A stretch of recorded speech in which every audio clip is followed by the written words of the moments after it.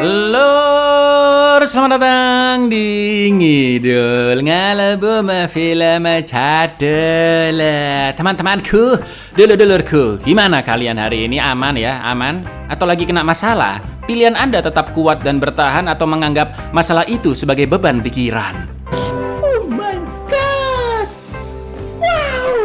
Kali ini kita akan mengidul film bergenre kriminal drama misteri yaitu Motherless Brooklyn tahun 2019, mengisahkan tentang seorang detektif yang mengidap sindrom gangguan saraf dan dia harus menyelidiki kematian dari atasannya. Namun karena sindrom yang dimilikinya, si detektif juga memiliki kemampuan khusus yang bisa membantu penyelidikan. Jadi langsung aja kita ke requestan salam-salam yang hangat sekali dari dulurku Tiana Daya. Titip salam cak buat Septian sebegenergenyaga kagamugu magasigi. Hah?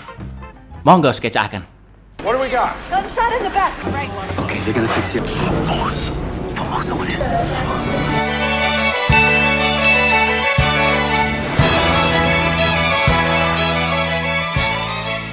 Lionel S. Rock adalah seorang detektif swasta di Amerika yang mengidap sindrom Tourette, yaitu gangguan saraf yang menyebabkan seseorang melakukan gerakan atau berbicara secara berulang-ulang dan biasanya sulit untuk dikendalikan, lur. Selain itu, Lionel juga mengidap OCD alias gangguan obsesif kompulsif yang mendorongnya untuk melakukan tindakan secara berulang agar meredakan perasaan cemas. Karena kondisinya itulah Lionel sering dianggap aneh, namun dia memiliki kemampuan khusus, yaitu mudah menghafal kata-kata seseorang ataupun mengingat detail suatu tempat dengan sangat amat lengkap, lur. Lionel pun direkrut oleh seorang pria bernama Frank Mina bersama ketiga detektif lainnya yaitu Gilbert, Danny, dan juga Tony di sebuah firma bernama LNL. Mereka berempat berasal dari panti asuhan yang sama, namun karena Lionel saja yang yatim piatu, maka Frank terkadang memanggil Lionel dengan sebutan Motherless Brooklyn. Hari itu Frank akan menemui William, seorang bisnismen yang merasa terancam karena suatu dokumen yang dimiliki oleh Frank. Namun Frank tidak menjelaskan kepada Lionel maupun Gilbert tentang siapa yang akan dia temui di kamar itu. Agar lebih aman, Frank pun menyuruh Lionel untuk menelpon 20 menit lagi ke kamarnya di lantai 3 dan Lionel dapat mendengar keadaan di kamar itu. Jika mendengar Frank mengatakan sedang terjadi bahaya, maka Lionel harus segera masuk ke kamar untuk menyelamatkan Frank. Apalagi kabarnya William akan datang bersama dua kroconya. Namun jika dari telepon terdengar suara Frank yang ingin pergi ke toilet, maka artinya Frank akan pergi keluar dan Lionel harus membuntuti Frank bersama Gilbert. I got something wrong with my head. I can't stop picking things apart. Lionel go to the payphone. They come. Probably 3 or 4 boys. Frankly, Here's a shot. I gotta keep this on. cats and hats. M's are ones. Lionel's listening. Sharp, you hearing me say we have a problem? Now, if I say let me use the get Gil, get in the car. Setelah 20 menit berlalu, sesuai rencana, Lionel pun mulai menelpon Frank dan dia melihat 4 orang yang turun dari mobil. Mereka adalah William, Lou, satu orang preman berbadan besar sebut saja Tukiman, dan supirnya yang berjaga di luar. Lalu di kamarnya, Lou pun menegur Frank yang masih belum berhasil mengejar seorang wanita kulit hitam bernama Laura, juga atasannya yaitu Horowitz yang bekerja di agen perumahan dan menentang program penggusuran hunian orang-orang menengah ke bawah. Selain itu, Lionel juga mendengar jika ayah Laura adalah seorang veteran perang yang memiliki sebuah klub jazz. Semua percakapan mereka didengar dan benar-benar diingat oleh Lionel. Namun dia terkejut saat mendengar suara Frank yang dipukul dan mengatakan jika dia ingin ke toilet atau kode jika Frank akan OTW pergi, ya kan? Dan Lionel harus mengikutinya bersama Gilbert. Lalu yang terjadi, lur. How about the part where you got the... I told you to dig in, find something we can shut the... Watch your mouth. You just take it easy. Open up your coat. Just let me use the can. Come on. Hit it. We gotta go. Come on. There. Where's he going? The ramp, he's going to Queens. Queenie going. Sayangnya Lionel dan Gilbert terlambat karena mobil pelaku masuk tol lewat jalur VIP hanya dengan menunjukkan lencana. Frank yang ditembak pun segera dibawa ke rumah sakit dan dia meminta dompet, jam, serta topinya tetap di dalam mobil agar tidak dicuri oleh staf rumah sakit. Sesampainya di IGD, para dokter pun segera mengoperasi Frank, namun nyawa Frank tidak bisa tertolong. Dalam kondisi sakaratul maut, Frank mengatakan jika seharusnya dia bisa melindungi Laura dan dia sempat menyebut kata Formosa. Inilah Motherless Brooklyn. What do we got? Gunshot in the back. Right. Okay, they're gonna fix you. Formosa, what is this? Hey, Brooklyn. Yeah, stay with me, okay? Stay with me. Brooklyn, she's in trouble now. I should have kept it under my hat. Franco. Setelah membahas kematian Frank di kantornya bersama anggota LNL yang lain yaitu Danny dan Tony, Lionel pun memutuskan pergi ke kediaman istri Frank yaitu Julia untuk mengembalikan barang-barang milik suaminya. Akan tetapi Julia tidak terlihat sedih, Lur, dan sepertinya hubungannya dengan Frank juga tidak baik-baik saja. Julia hanya menginginkan jam milik Frank serta cincin nikahnya, sedangkan dompet, pistol, dan juga topi Frank dibawa lagi oleh Lionel. Selain itu, Julia juga tidak tahu kasus apa yang sedang dijalankan suaminya hingga dia terbunuh.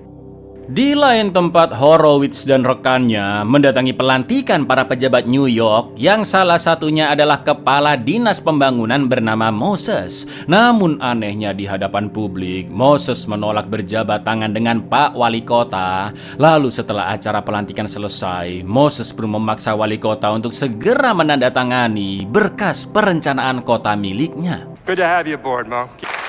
I'll be damned. Either I get city right now. There's nothing to get hot about. I sign it. Di kantor, Julia marah-marah karena polisi menggeledah rumahnya dan terus menginterogasi Julia perihal Frank. Julia juga emosi dengan mendiang suaminya itu karena tidak pernah jujur dengan pekerjaannya dan meninggalkan banyak masalah finansial setelah dia meninggal. Sebagai istri dari Frank, sekarang LNL berada di bawah naungan Julia dan Tony dipilih menjadi pemimpinnya. Setelah Julia pergi, Lionel pun menjelaskan menurut apa yang dia dengar di TKP bahwa Frank sepertinya tidak sengaja terbunuh dan sekarang pelakunya kebingungan mencari berkas yang sebelumnya ditemukan Frank. You guys work for me now. I'm putting Tony in charge. No, I don't think they meant to. I think when they shot him, I think they fucked up. Anybody know what Frank was into? He just said to meet him for a sit. I'm on Gunderson. Yeah, I want. Hey, Frank ain't here to cover for you anymore. Setelah bertanya ke Danny tentang Formosa, Lionel pun pergi ke bar Formosa di tengah kota dengan memakai mantelnya Frank. Lalu dia menunjukkan foto Frank ke bartender, namun tidak ada yang mengenalnya di sana. Akan tetapi ketika melihat korek api bergambar ayam yang dibawa Lionel dari saku mantelnya Frank, bartender pun bertanya apakah Lionel sering ke klub jazz bernama King Rooster yang logonya persis seperti korek api tersebut. Dari sana Lionel pun pergi ke King Rooster milik pria bernama Billy yang tangan kanannya lumpuh. Tapi lagi-lagi Lionel tidak menemukan informasi yang berguna. Besok paginya Lionel menemukan brosur rapat perencanaan perumahan dan disponsori oleh komite pembela orang kulit hitam yang ingin memiliki tempat tinggal. Setelah itu Lionel meminta tolong Danny untuk mengecek King Rooster karena mungkin kematian Frank ada hubungannya dengan tempat tersebut, apalagi banyak orang kulit hitam di klub itu, Lur. Seperti percakapan di TKP yang sempat terdengar bahwa Laura adalah wanita kulit hitam, ya kan? Dan ayahnya memiliki sebuah klub jazz. Lalu Lionel pun pergi ke kantor komite dan akhirnya melihat Horowitz juga Laura di sana, alias dua nama yang sempat Lionel dengar di TKP. Lionel pun menguntit dari mobilnya untuk mengamati siapa sajakah yang keluar dari kantor tersebut. Can I ask why we're doing this? Because he'd done it for us. You're right. Mr. Horowitz isn't here today. You mean Ms. Hor? Either one. There she is. Malamnya di kantor, Danny datang dalam kondisi bonyok karena dihajar oleh pria berbadan besar di klub jazz dan diwanti-wanti agar menjauhi kasus Frank. Kamera Danny juga dirusak, tapi untungnya dia berhasil mengantongi roll film. Ternyata bener lur, dari kantor komite Laura pergi mengunjungi klub jazz dan kemungkinan besar sebelumnya Frank juga pernah ke sana. Menurut pengamatan Danny, ayah Laura adalah Billy, yaitu si pemilik klub jazz. Sebenarnya Tony dan Gilbert ingin membantu Lionel dan mencari tahu siapakah pembunuh Frank, namun mereka harus menyelesaikan kasus lain agar tetap dapat cuan, ya kan?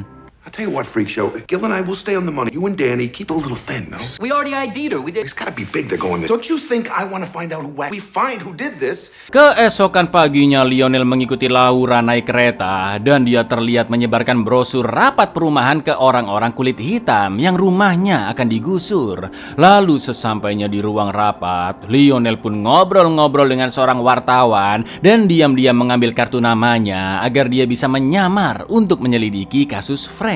Di sana Lionel melihat William, salah satu orang yang ada di TKP, dan ternyata dia menjabat sebagai mayor komisi pembersihan pemukiman kumuh. Dan di sana juga ada wali kota serta Moses lur. Ketika rapat dimulai, Horowitz langsung mengatakan jika pemerintah harus bertanggung jawab pada keluarga yang terkena penggusuran karena banyak area terdampak yang sebenarnya bukan lingkungan kumuh. Brengkesnya William pun berkelit jika negara pasti akan mencarikan hunian baru bagi mereka yang terkena gusuran. Salah satu warga sipil yaitu Paul pun protes keras yang diikuti oleh warga-warga lainnya dan sontak suasana ruang rapat menjadi kacau. Paul langsung diseret keluar. Begitu pula dengan Lionel yang diusir karena tidak sengaja ngomong kasar gara-gara sindrom Tourette-nya. A neighborhood is not because poor people and minorities. We are embarking on American history, a Niagara. We have slums, and that slums are not. You tear them down and improve quality. Setelah itu Lionel pun menyamar sebagai reporter berita, lalu ngobrol ngalor ngidul dengan Paul yang mengatakan jika semua pejabat New York bekerja untuk Moses, atau bahasa Inggrisnya adalah for Moses, dan kalau ngomongnya dicepet-cepetin lur, for Formosa, ya kan?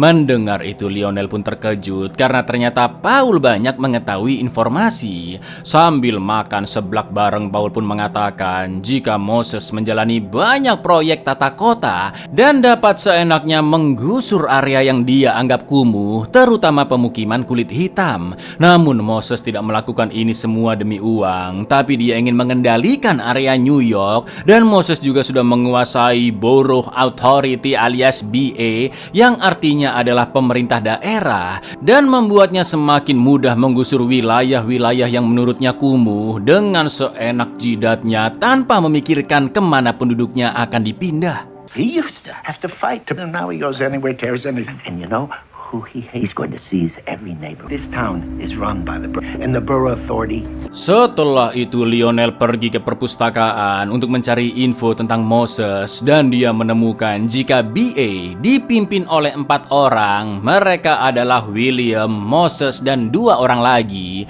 Ngerinya mereka berempat diberi tanggung jawab secara mutlak dalam pengelolaan tata kota di New York lur. Namun Lionel juga melihat foto di salah satu artikel jika Moses memiliki seorang adik laki-laki yaitu Paul. Ya, ternyata Paul adalah seorang arsitek senior yang juga saudara kandung dari Moses. Namun karena suatu masalah Paul terlupakan begitu saja dan seolah-olah Moses juga tidak menganggapnya sebagai saudara. Di sebuah acara yang dihadiri banyak tamu VIP, Lionel menyusup ke sana dan memperhatikan Paul yang ingin memberikan map berisi detail modernisasi jaringan listrik negara bagian. Setelah itu Paul ditemui Moses di luar gedung yang langsung mengambil map tersebut. Namun Moses juga mengintimidasi Paul agar tidak memprovokasi warga lagi untuk menyerangnya. Best work I've done. A total modernization. Okay, I'm sorry. None of that matters. Just You bring that up to me ever again, I'm gonna clip a crowd against me like that. Selanjutnya Lionel terus menguntit Laura karena dialah satu-satunya petunjuk yang mudah untuk ditemui. Lionel mengikutinya masuk ke suatu rumah dan langsung kena hajar hingga pingsan lur. Begitu sadar Lionel mengaku sebagai wartawan yang ingin mewawancarai Laura, dan Laura pun menjelaskan awalnya BA mengirim peringatan tentang penggusuran meski sebenarnya rumah itu tidak akan digusur lur. Karena peringatan itulah keluarga yang menghuni menjadi tidak nyaman dan akhirnya menjual cepat rumahnya dengan harga murah. Jika masih ada warga yang tidak mau pindah, petugas BA sengaja membuat keresahan seperti mencuri pipa rumah agar salurannya bermasalah. Mirisnya kebanyakan yang jadi korban adalah orang kulit hitam, orang-orang Latin, dan orang-orang Yahudi. Laura juga membahas tentang pembangunan tidak merata yang hanya difokuskan untuk orang-orang kulit putih dengan status ekonomi menengah ke atas. BA juga tidak menggunakan anggaran yang seharusnya untuk relokasi bagi orang-orang yang terkena gusuran. Di lain sisi Laura pun takjub karena Lionel dapat mengingat itu semua tanpa dicatat, dan Lionel menjelaskan sedikit tentang sindrom Tourette dan juga OCD-nya yang membuatnya mudah mengingat suatu hal. Setelah itu Lionel mengantar Laura pulang ke rumahnya yang berada di belakang klub jazz King Rooster, dan hubungan mereka pun semakin dekat lur. But the ones with no cars, the poor ones, how are they going to get to the parks and beaches? How are you going to write about it all if What, 2 million for real? Bridge is a foot too low. think somebody would care what happens to it? It's only the biggest city on earth. Call the city, they say these folks are on, but then it never gets built. Come on, the trains will be mobbed. I'll give you a ride.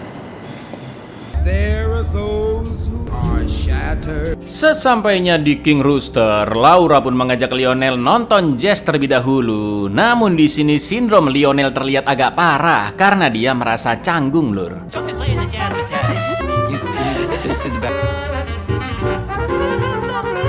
Setelah itu beberapa pria di kafe memanggil Laura, dan tiba-tiba Lionel diseret keluar lalu dihantam oleh Billy and the Gang karena dianggap anak buah Frank yang mengintai. Untungnya Lionel diselamatkan oleh abang-abang pemain jazz di sana yang juga memberikan rokok daun karena dianggap cocok menenangkan kondisi Lionel. Pagi harinya Lionel pun sudah enakan dan berterima kasih ke pemain jazz tersebut, juga memberikan kartu namanya. Wait, now this ain't just... Sorry. You had a good time, that's what happened. Look, thanks for helping me out. You ever need anything, you give me a call. Setelah itu Lionel menemui Horowitz yang membawanya ke lokasi demo untuk menolak kebijakan Moses, di mana Laura juga berpartisipasi. Laura pun meminta maaf ke Lionel atas insiden semalam dan menyuruhnya datang lagi ke klub jazz. Di tengah kerumunan Lionel juga papasan dengan Paul yang memberitai jika rencana Moses untuk menggusur daerah kumuh sudah di-ACC oleh pemerintah pusat lur dan akan segera dieksekusi. Setelah itu Lionel membahas tentang Paul yang merupakan adik dari Moses. Paul pun mengaku dia tidak melawan kakaknya secara langsung karena Paul masih ingin berkarya dengan bebas demi memberikan kontribusi ke masyarakat. Lalu Paul menyuruh Lionel untuk ke kantor pemerintahan dan mencari berkas pembangunan perumahan elit yang ternyata pemimpinnya adalah William. Intinya lur, penggusuran yang dilakukan untuk menghilangkan kawasan kumuh dan rumah-rumah baru yang akan dibangun nanti akan membuat William semakin kaya. Pastinya selama bertahun-tahun William dan Moses sudah bekerja sama. Lalu mirisnya surat relokasi juga dibuang begitu saja. Atau dengan kata lain, orang yang berada di area penggusuran tidak akan mendapat kompensasi rumah gratis. Ya udah dibiarin aja lontang-lantung gitu lur. Tapi tiba-tiba Paul dihantam hingga pingsan oleh dua bawahan William di awal film, yaitu Lou dan Tukiman. Lalu mereka pun mengintimidasi Lionel agar tidak menggali-gali tentang kematian Frank lagi.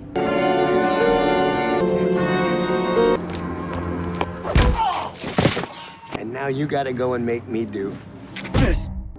Lionel menceritakan perkembangan penyelidikan pembunuh Frank yang ternyata berkaitan dengan pembangunan kota, dan Frank dibunuh karena mendapatkan semua informasi itu untuk menjatuhkan Moses agar membatalkan penggusuran masyarakat kelas bawah. Lionel yakin jika pembunuhnya adalah orang-orang dari BA karena ketika sedang membawa Frank, mereka bisa lewat tol begitu saja dari gerbang VIP yang hanya tinggal menunjukkan lencana lur. Namun Lionel masih belum paham paham apa keterkaitan Laura dan Billy dengan pembunuhan Frank. Di tengah malam, Lionel ditelepon oleh Billy agar menemuinya di klub jazz saat itu juga. Akan tetapi betapa terkejutnya Lionel karena mendengar suara tembakan ketika Lionel sudah di dekat sana. Ternyata Billy sudah tewas, lur. Dan Lionel yakin jika Billy dibunuh, namun disetting seolah-olah dia bundir. Karena Billy tidak mungkin mengangkat pistol di tangan kanannya yang lumpuh. Dan Lionel sempat melihat mobil yang baru saja pergi. Jelas Laura sangat terpukul dan histeris ketika melihat jasad ayahnya. Menurut Lionel, Billy dibunuh oleh komplotan yang sama dengan yang membunuh Frank. Dan Laura pun meminta Lionel untuk menemaninya sejenak malam itu. Billy. Shit. The gun was in his right hand. His right arm is like a dead fish. Sorry, look, someone else did this. They tried to make it look like he did it to him. Oh no! Someone killed him. Like that. The same people that... I'm sorry. Can you? Oh, me too. Keesokan paginya Lionel menceritakan jika Frank dulu mengadopsinya dari panti asuhan dan membuat dirinya seperti sekarang. Karena jika tidak dibantu oleh Frank, mungkin Lionel masih terkungkung di panti dan tidak bisa menghadapi kondisi yang diidapnya dengan baik. Dulunya Frank juga bekerja sama dengan Billy dan Lionel akhirnya mengaku jika dia bukan wartawan melainkan detektif swasta dan Frank adalah bosnya. Agar lebih aman, Lionel meminta Laura untuk jangan sendirian karena mungkin anak buah Moses sudah mengintainya. Intuisi Lionel pun terbukti karena anak buah Moses menyeretnya ke kantor. Moses pun mengatakan jika dia sering membangun beragam fasilitas umum seperti lapangan dan jembatan. Moses mengatakan jika sistem hukum berada di bawahnya dan dia bebas melakukan tindak kriminal apapun yang dia inginkan. Selain itu, program penggusuran area kumuh yang dia galakkan semata-mata untuk mempersiapkan kota yang lebih canggih dalam 50-100 tahun ke depan. Sebenarnya niat Moses ini ya cukup oke lah lur ya, tapi dikasih kejelasan dong Pak, orang-orang yang digusur dapat tempat tinggal di mana blok. Lalu Moses menawarkan Lionel untuk menjadi anak buahnya karena dia berhasil menyelidiki sendirian hingga menemukan detail tentang kematian Frank. Jelas Lionel pun menolak mentah-mentah karena dia masih memiliki moral, etika, dan akhlak. Cakep. Who are you rebuilding it for? The people to come 50, 100 years from now. And if one man hadn't seen ahead to what this city would be, if you're with us, I'll see to it that your gifts. We didn't make you for the eighth hole. Lionel pun balik ke kantornya dan menganalisa foto-foto yang sebelumnya dia ambil bersama Danny. Karena Lionel belum mendapatkan keterkaitan antara Laura dan Billy dengan Frank dan Moses. Lionel yang melihat foto Paul sedang ngobrol dengan Billy akhirnya segera menemui Laura dan menanyakan foto tersebut. Ternyata Laura lebih menganggap Paul sebagai ayahnya karena telah merawat Laura seperti anak kandungnya sendiri ketika Billy sedang berperang.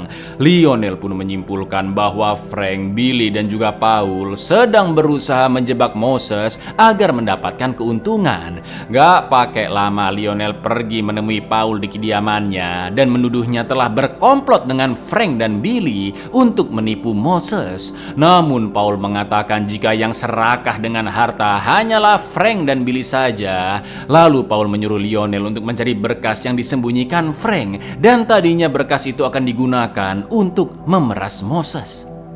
He's using you to get back at his own brother. I don't think he's got family. Tells me you and Billy set this up with... You figured out this... I gave up everything for her. Everything I could have accomplished. You're into something. He will ruin you for spite. Put under my hat, boy. Get my hair, you Setelah diingat-ingat, Lionel pun sadar jika ada sesuatu yang spesial dengan topi Frank. Karena sebelum meninggal, Frank beberapa kali meminta Lionel untuk menyimpan topinya dengan baik. Lionel pun merogoh lipetan di dalam topi tersebut yang sudah dia pakai kemana-mana. Dan ternyata Frank menyimpan nomor loker beserta kuncinya yang berada di stasiun Pennsylvania. Sesampainya di sana dan membuka loker tersebut, Lionel pun terkejut karena berkas yang disembunyikan oleh Frank adalah akte lahir Laura yang ternyata anak dari Moses lur. Di brankas itu juga terdapat surat yang menyatakan bahwa Frank memberikan salah satu rumahnya di pinggir pantai kepada Lionel. Dari sana Lionel pun menemui Paul dan menuduh jika dialah yang menandatangani akta tersebut tanpa sepengetahuan Moses, karena sebenarnya Moses tidak ingin mengakui Laura sebagai anaknya. Jadi Lur, Frank dan Billy tadinya ingin menggunakan akta tersebut untuk memeras Moses agar mengirim uang dengan jumlah yang sangat banyak, atau akte itu akan disebarluaskan ke publik dan merusak nama baik Moses. Sedangkan Paul juga ikut bergabung bukan karena harta, tapi untuk memberi pelajaran ke Moses atas kebusukan perbuatannya. Apalagi Paul sudah membuat rancangan kota melalui pembangunan yang sah dan legal, namun tidak digubris oleh Moses. He didn't sign that birth certificate, you did. Yes. Nobody else knows. Not even Horowitz. Why not tell her? She's obsessed with winning, totally contemptuous of... If anything happened that to Jacob Gleason, Post. we'll know what to do. Di luar, Lionel pun ditemui oleh Tony yang mengajaknya ngobrol di warkop dekat sana, dan ternyata sejak awal Tony selalu mengawasi Lionel untuk berjaga-jaga jika dia dalam masalah. Namun Tony juga sangat memaksa Lionel untuk menghentikan penyelidikan kasus Frank. Adu bacot pun terjadi hingga Lionel menyiram Tony dengan bandrek angetnya dan berhasil melumpuhkan Tony. Setelah itu Lionel menelpon kantornya Laura, namun resepsionis mengatakan jika Laura sudah pulang duluan karena nggak enak badan. Saat itu juga Lionel OTW ke klub jazz untuk menemui Laura karena dia yakin Moses pasti mengutus krucunya untuk membunuh Laura, sebab Lionel menolak untuk bekerja sama dengannya. Dan yang terjadi, Lur, Try to help you. Take me to Harlem. Step on it. I got money. 149 gonna say stop, stop, stop, stop, stop, right here.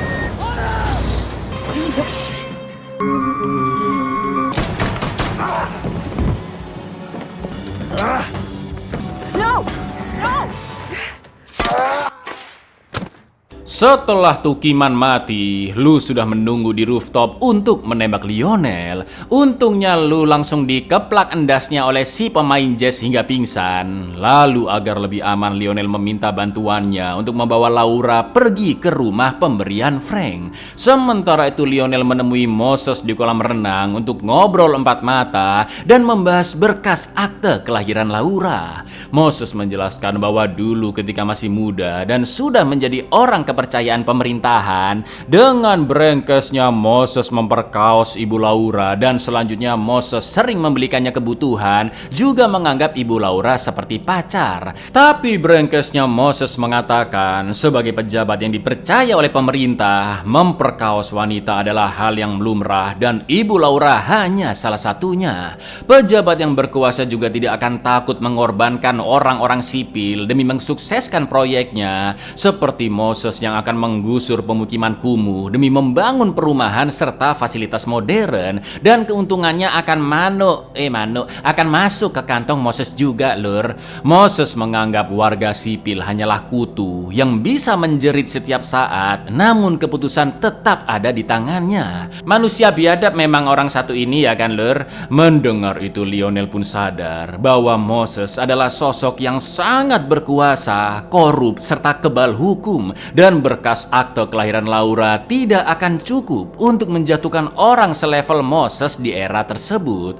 Maka dari itu Lionel hanya memaksa agar Moses menjauhi Laura atau dia akan menyebarluaskan berkas akte kelahiran itu. Di lain sisi Moses juga mengancam nyawa Lionel dan Paul jika mereka masih berani mengacaukan proyek penggusurannya.